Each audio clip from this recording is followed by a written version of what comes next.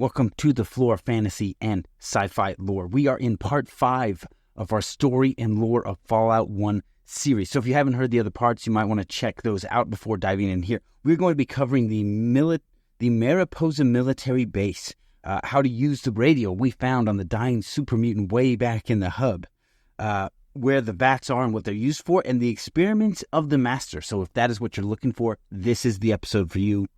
Welcome to part 5 of our Fallout 1 story and lore series. So if you haven't heard the other parts, you might want to check those out before diving in here. But if you are specifically looking for the Mariposa Military Base and the followers of the apocalypse, that is what we'll be going over today. We learned from the fortune teller in the Aditum area, right? It was formerly a slave camp pretending to be a city. We freed it. They're now a city proper.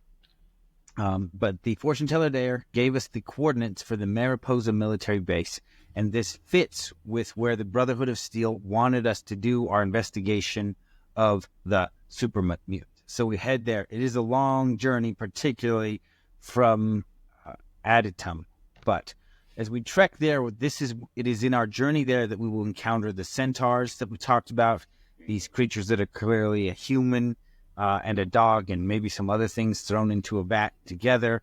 That's where we'll encounter the giant mutated flatworms that can reproduce asexually, right? We'll encounter super mutants with heavy weaponry in our journey to the base. Now, this city of Addington, is this going to go on to become the children of Adam? Do you know? No. Okay. This will eventually be included in part of the New California Republic. Okay. You will not journey to this part ever again, I think, just based on the Fallout map.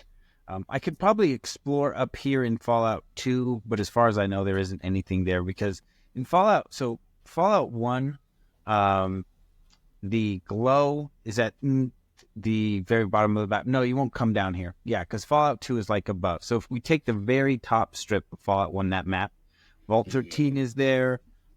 We've got Vault 15 there.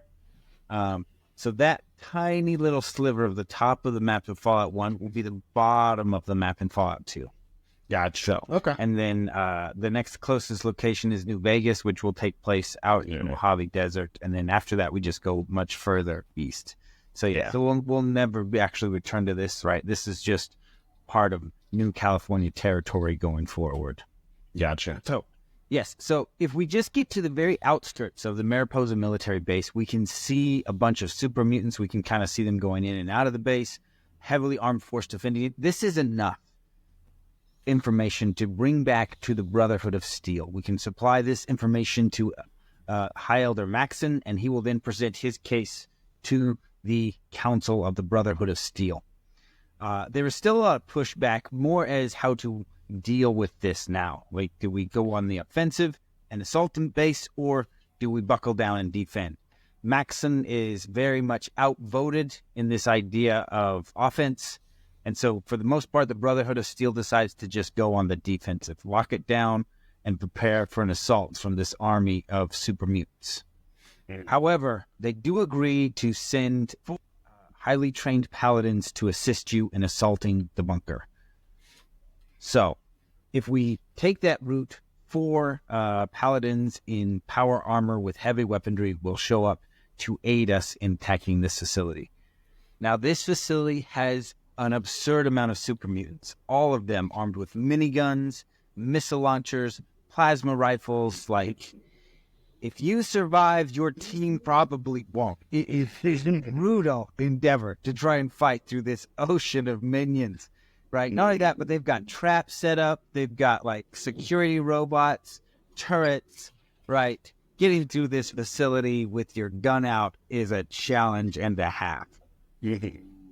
However, way back when we were investigating the missing caravans, we came across a dying super mutant who in his death delirium thought we were part of his organization that had come to rescue him. He still dies, but he mentions the Master, and on him he has a hollow disk that gives us a little bit of information and a radio.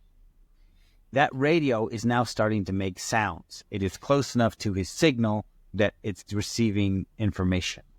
So we can now use the radio to contact that base and claim to be a patrol under attack.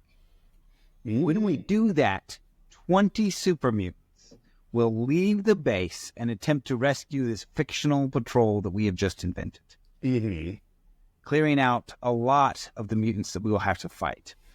Not only that, but the super mutant who was dying mentioned something called unity. The other place we have heard that name is in the hub. There's a small religious organization called the Children of the Cathedral. They will also talk about the unity. And we stole one of the robes of the high priests.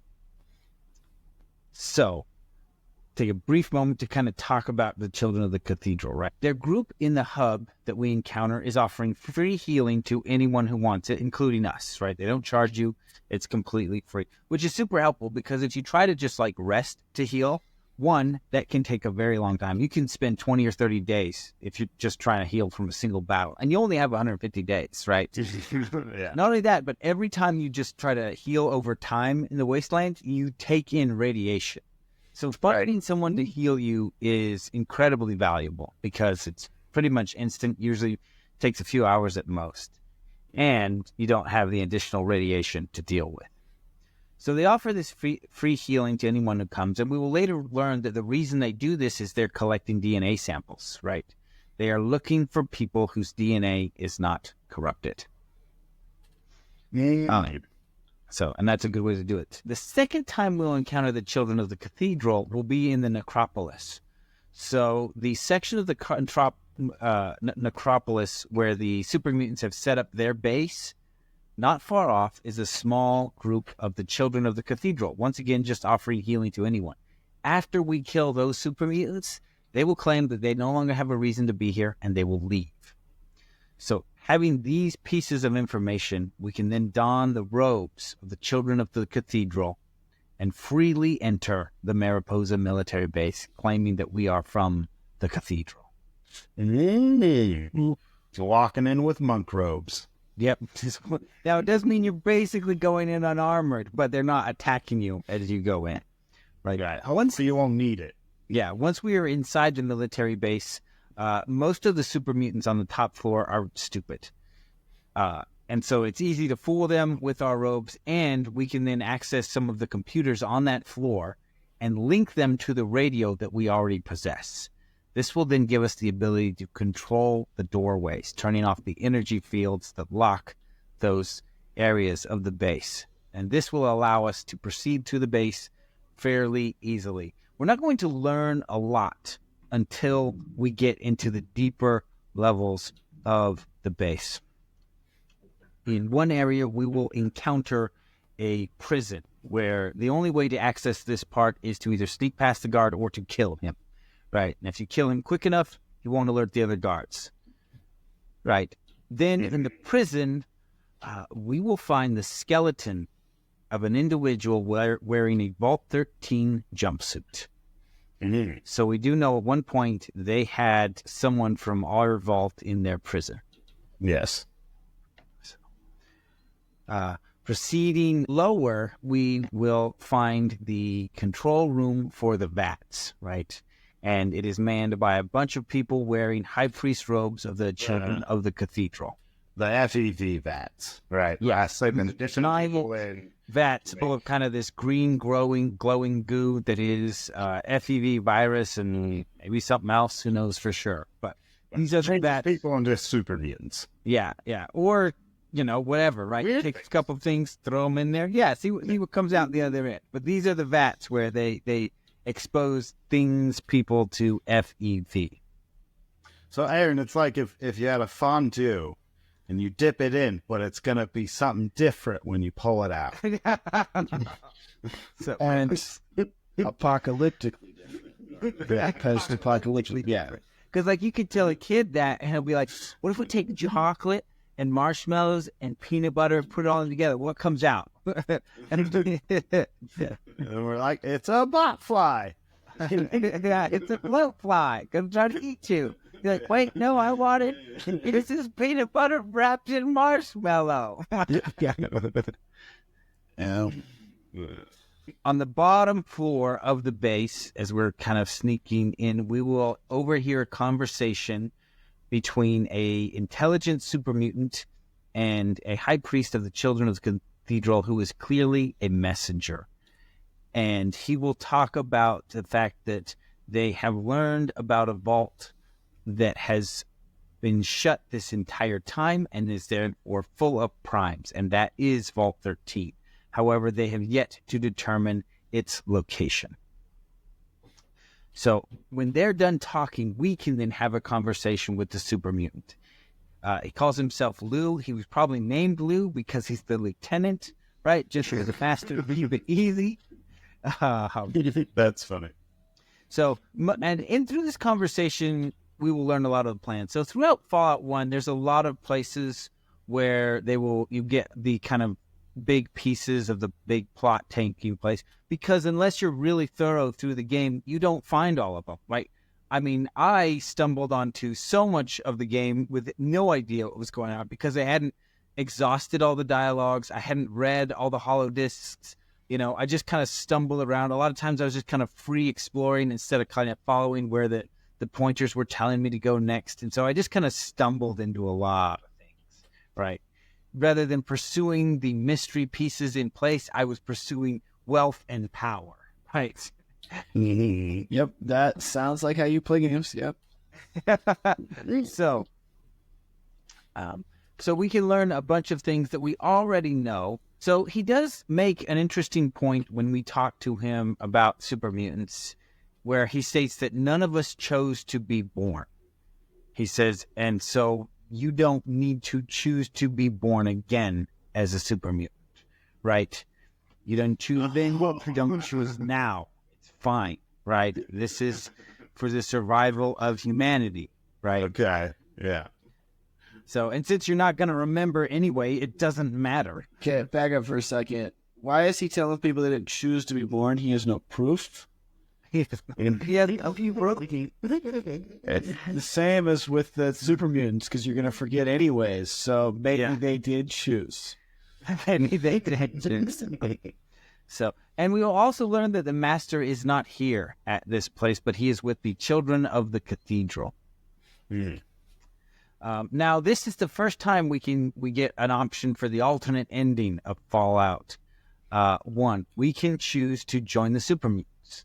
Right, we can choose to reveal the location of Vault 13 and be dipped in the vats and become one of them.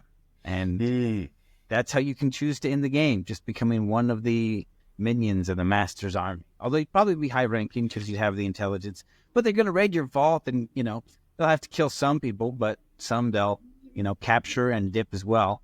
We've seen several hundred high-intelligence super mutants, right? But within the canon, this is where we fight. Bad. We fight Lou and we kill him. He has a unique death animation where the final blow will take off part of his skull and a piece of his brain will fall out. He will pick it up and try to put it back in a few times and fail before actually dying. It's a really cool death animation.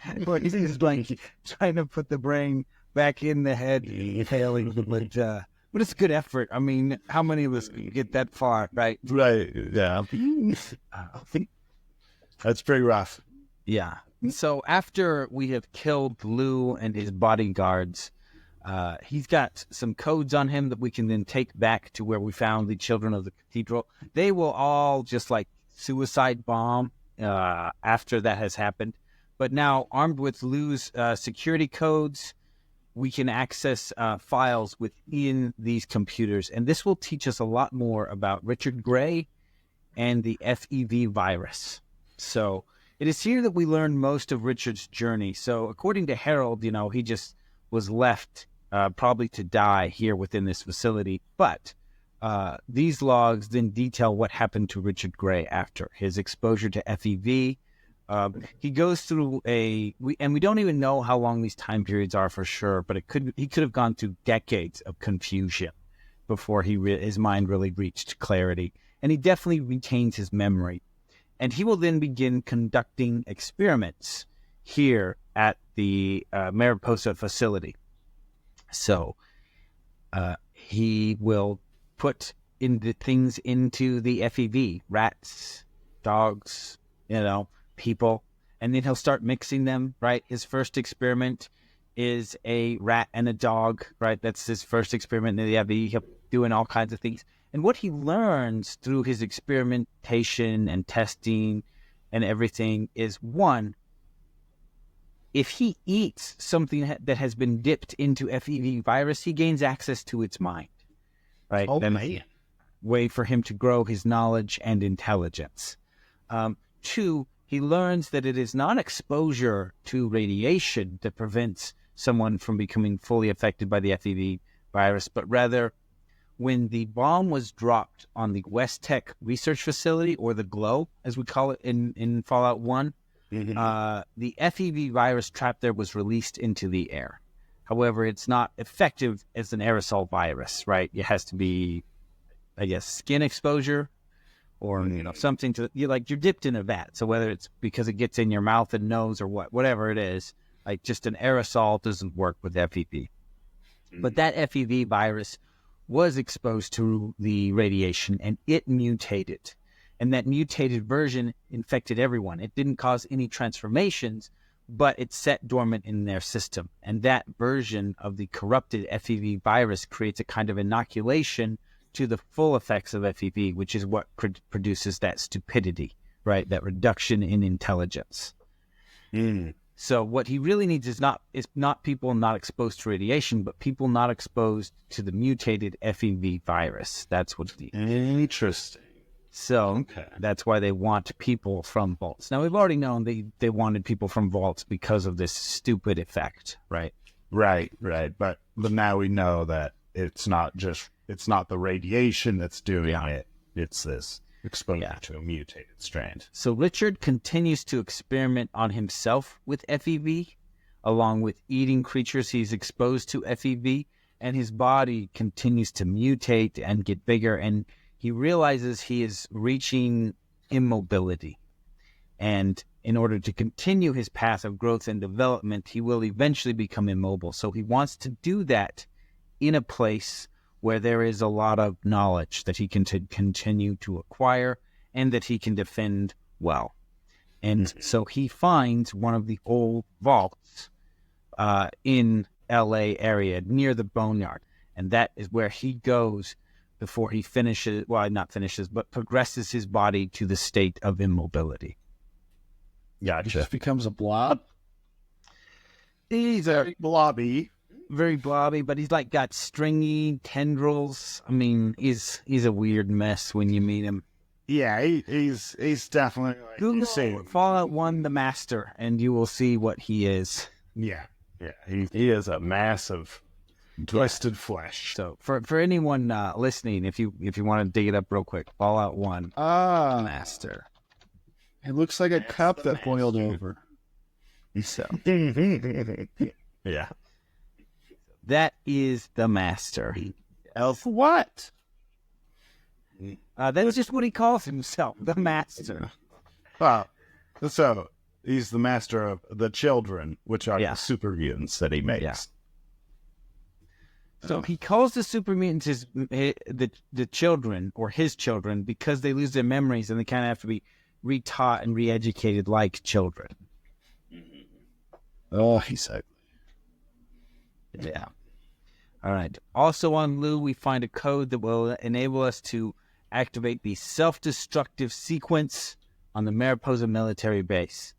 So, having killed, I think, 5 super mutants, Lou, his bodyguards, and the prison guard, we can escape without having to fight dozens and dozens of these guys. Particularly if we send out that fake patrol, which gets rid of 20 from the base, right? Instead of being just an absolute slog, which, he said, unless you're a one-man army out there just cranking drugs and shooting miniguns, you're probably going to die here and reload a few times, right? So the canon version is that, once again, the Vault Dweller is crafty, cunning, careful, making good choices. And so all of these mutants die just in that explosion. Just Gotcha. We have destroyed the vats of the Master. And now we know that he is hiding deep within the cathedral, which is south of the boneyard. So we return there. Right. Yeah, I think that's pretty solid right there. Do we have a treasure room question? So, covered the Master, his experiments. Last time our treasure room question was about the experiments. So, if you're the Master, would you proceed with these experiments, and what would you want to eat to get its memories? What would you want to eat to get its memories? All right, I guess we'll talk about what we're eating in the treasure room. Yeah. All right. As always, this is the end of another Fallout episode, so we're going to leave you with the Wastelander's blessing. May the water you drink in the desert not shine at you in the night. Yeah. Welcome to the FLORE Fantasy and Sci-Fi Lore, wherever you get your podcasts.